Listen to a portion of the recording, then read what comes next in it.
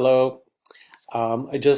This is just a quick little video overview of a reminder of how you're going to access the attendance sign-in page that'll be found in your OneNote notebook. Just a reminder that you need to make sure you are accessing the sign-in page through the collaboration space. So you'll see that there are arrows next to these sections in OneNote. Just click on it, and then you'll see that there is a folder in there called the Distance Learning Check-in that has what we call a page, and it's the daily sign-in. And in that, you'll see that there is a table here for you to sign in.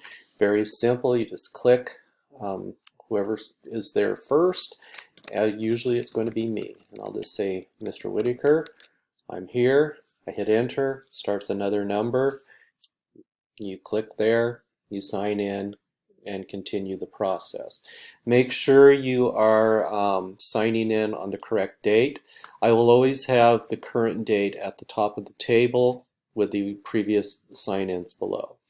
The thing is, once you have typed on there from your notebook, it tags it on my end so I know when you actually typed it in terms of what time.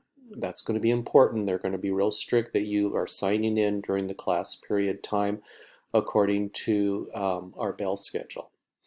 So you need to follow that and be present when we have Zooms, but on days that we're not doing Zooms, the attendance will be strictly by did you sign in? And if I don't see you signed in, then I'll be marking you absent in PowerSchool, and then you'll have to deal with that whole attendance issue. So we will follow this procedure as long as we're on the distance learning, virtual learning process throughout. If you have any questions, use Remind to ask me a question.